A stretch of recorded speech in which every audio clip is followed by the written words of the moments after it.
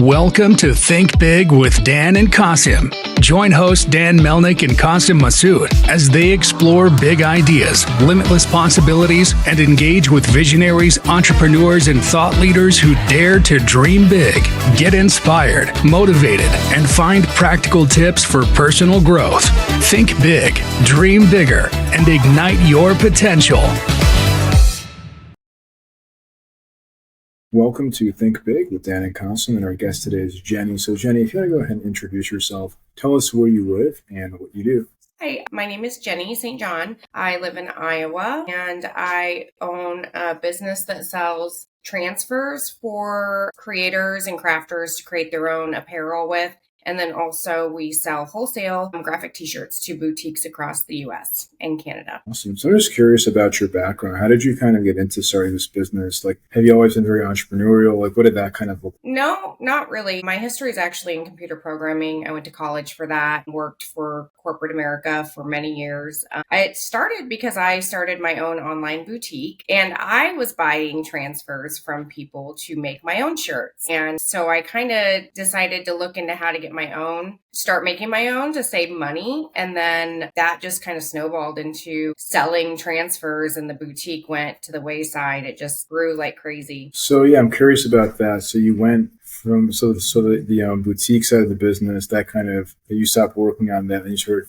focusing on transfers. So if you can just explain kind of more like what transfers are, how that works, and why somebody would use transfers. So there's different kinds of transfers. We started with sublimation transfers, and that really only requires a special printer with special paper and ink. So we bought one of those, and the benefit to a transfer is you can take one design and put it onto whatever you want, a bag, a shirt, a sweater. With sublimation though, you can only really press it on a high polyester count shirt and a light color. It doesn't print white ink. So then I started looking into screen print transfers because that gave more versatility. You can press it on any material and the color doesn't matter. So with those, I was outsourcing them, and you have to order them in large quantities in order to make it financially feasible. I would order large quantities and started selling them to offset the pricing because I didn't need all of those for my own business. And that's kind of how that grew. So the screen print transfers, all you need is a heat press for both of these. The screen print transfers are a lot quicker to press. They take about 7 seconds, whereas a sublimation transfer takes 60 seconds. So that we transitioned very quickly to only screen print transfers. We still offer sublimation transfers, but then just in the last few years, actually DTF transfers have taken off. So we got into that. Now we print our own DTF transfers. We have 4 commercial printers in the back and a couple in just as backups as well, because they're finicky machines. They break down.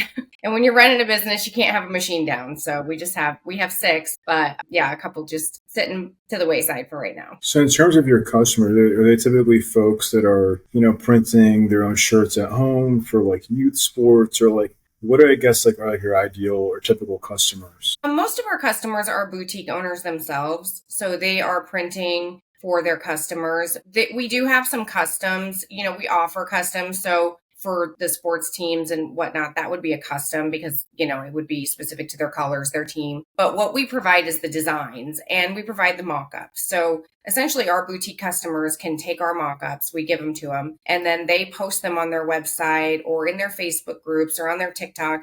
So they're able to pre-sell before buying from us. So they will pre-sell a shirt based on a design we offer, and then they come and order from us once they need it, is usually our typical. So typically it's sort of like off-the-shelf designs. They go on your website, find this design, say, okay, this is we like this design. They're going to go and market it. They might sell 25 of them, and then they'll come back to you and say, hey, I want to go and buy 25 of these designs for this customer on kind of these products. And is that kind of how it works? Yeah. So they'll go and they'll order however many they need, and then we ship them ready to press. So then they will buy their own blanks, obviously, and just press them with the heat press. They have to have a heat press, and then they ship them out or whatever they do. This time of the year, a lot of people do craft shows, so they'll order in bulk without pre-selling so that they can make them to take to craft shows. So they'll go to the craft show, have the product, and they can kind of have them ready to sell, I guess, in kind of demand at these shows, essentially. Yeah. And then I guess in terms of like sourcing your products, and obviously, we're in mid-May of 2025. There's like a lot of conversations about tariffs and national sourcing. So I guess what does that process kind of look like for you? For us, it really only affects our consumables for our DTF because we do order those overseas. We did get a large bulk shipment right before tariffs hit, so we were lucky there. And we're just kind of crossing our fingers that things change before we need more. But as far as everything else we use, we already have it here, so we aren't ordering. It's the consumables that are the biggest issue for us. Yeah, it makes sense. And then in terms of going about and acquiring your customers, right? Because you have like a very interesting niche. So you're kind of going to conferences to meet boutique owners, reaching out to them online, running ads. Like, what has been some of the best ways for you to actually go and grow this business and find your customers? Honestly, Facebook groups was our platform, and it still is our main platform. We're in a lot of different boutique groups. We're in a lot of different crafters groups. So we advertise in all of those groups. And then now these days, we also do online advertising. But when we first started, it was all organic traffic and through just advertising ourselves in Facebook groups. So are most of your customers kind of small mom and pop? They might have like one location, like small boutique locally in their town. Is that kind of the cadence? Yeah. And then in terms of your business goals, do you want to sell to more larger enterprise customers or find different products for your customers? Like, what do you kind of have like in terms of like your ideas for growth and things like that? I would say definitely getting into some larger customers. And then also we've really discussed a lot selling consumables ourselves because DTF has become such a huge thing and it is readily available to,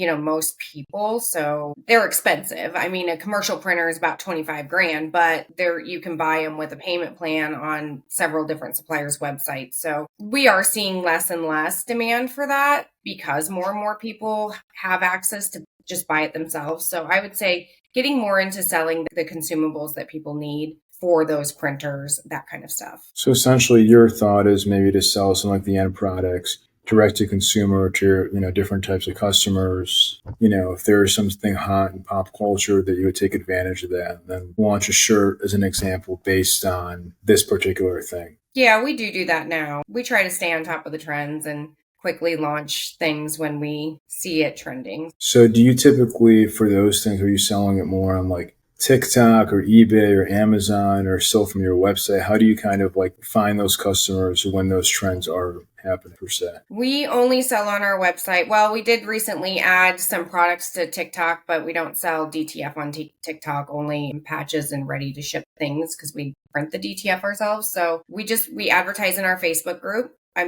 We have a private Facebook group of over 75,000 members. So we have a very large email newsletter list. So we've been lucky over the years. We've built a very large following. So we can easily just send out a newsletter, send out a push alert on our app, post in our Facebook group, let people know, hey, these are new designs, come check them out. That's awesome. I think 75,000 is a great number. And I'm curious, like, in terms of like how you built that up. Obviously, I'm sure it took lots of time. So how did you kind of like build it up and curate it to make sure that the group stays of highest quality? Because I'm sure you've seen many groups that have kind of gone to die and become sort of like a spam situation. So what did you do just to make sure that group, stays active and stays something that's super relevant for your customers? I think we're just really careful about who we allow into the group. We do go through and remove inactive members every so often. We are constantly posting and trying to encourage interaction. We give incentives to post, your end product. If you made something with one of our transfers, share it with the group and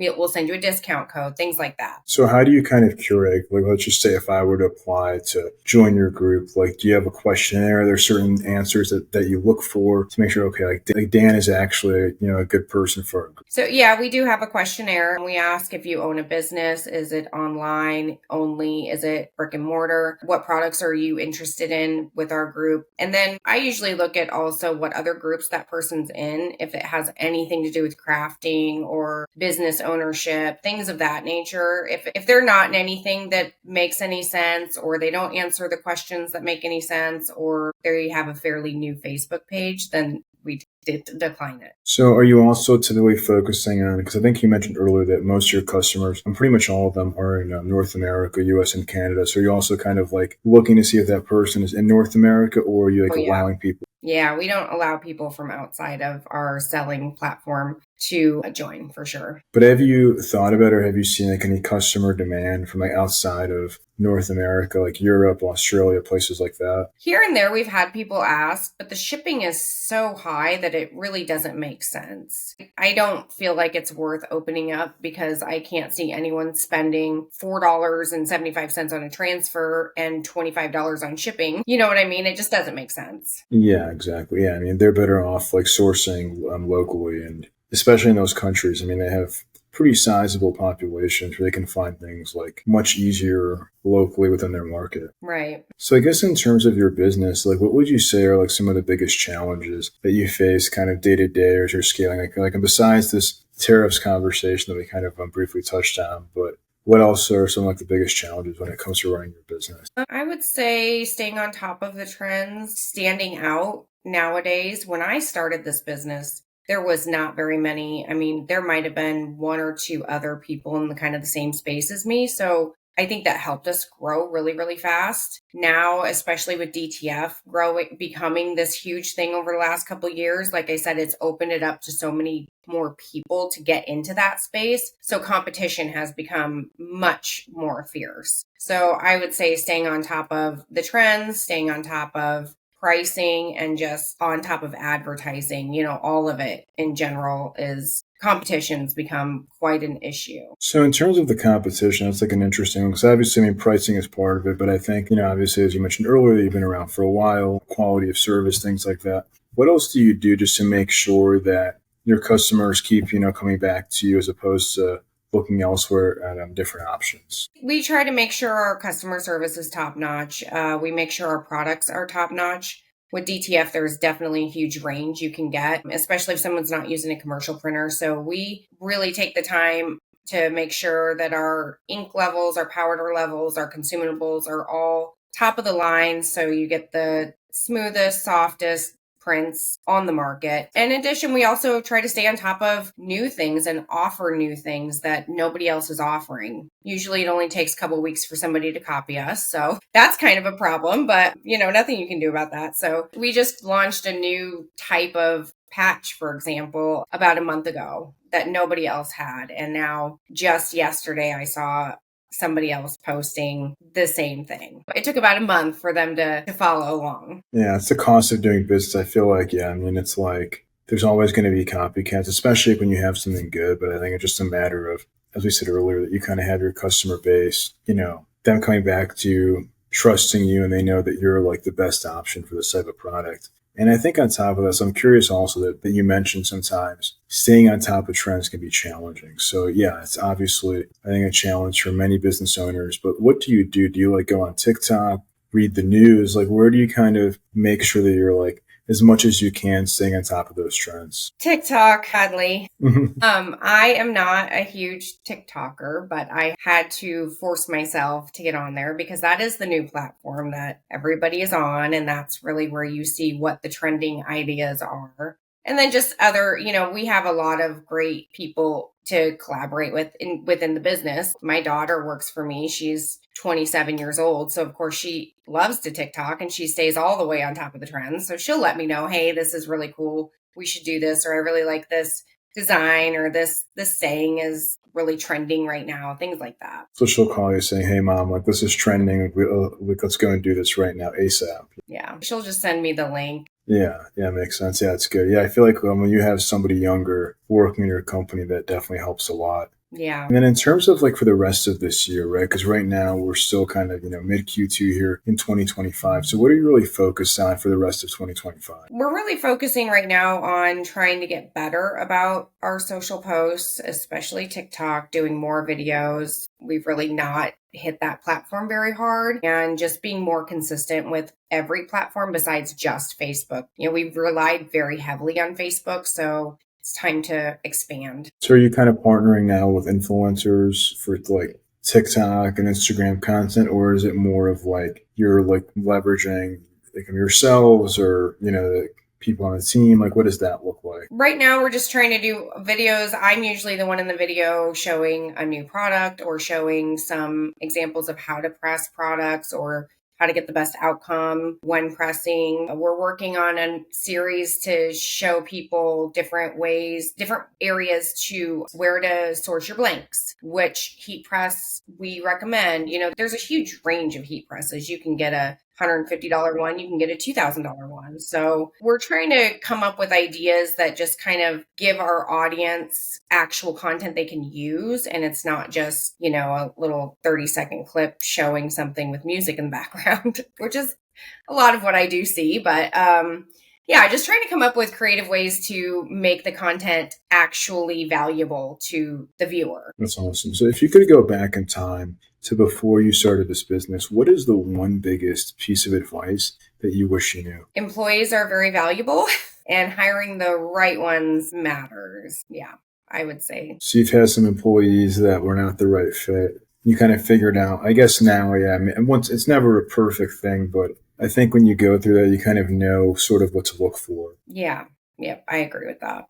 I think the vetting process changes as you learn truly what you're looking for in a person. Yeah. Like, at least for me, I usually fire pretty quickly. If they're not the right fit. Because you already know pretty quickly if they're not, like, it's just what it is. Sometimes I feel like in the past I've like dragged it out for too long and I'm like, oh, maybe they'll turn up. But I'm like, I knew this person was not going to be a fit pretty early on. I should have pulled the trigger right then and there. Yeah. So if somebody watching this wanted to reach out to you, wanted to buy from you, do you mind sharing your website or social media? I guess best ways to get in contact. Our customer service email is the best way. It's customerservice@trendytransfers.com. And then your website is trendytransfers.com. Yes. And social media, Trendy Transfers on Instagram. You said TikTok as well. You guys are on there now. TikTok, Instagram, Facebook. We do have an X and a YouTube, but they are not used very heavily yet. Well, Jenny, thanks so much for your time today. Thank you.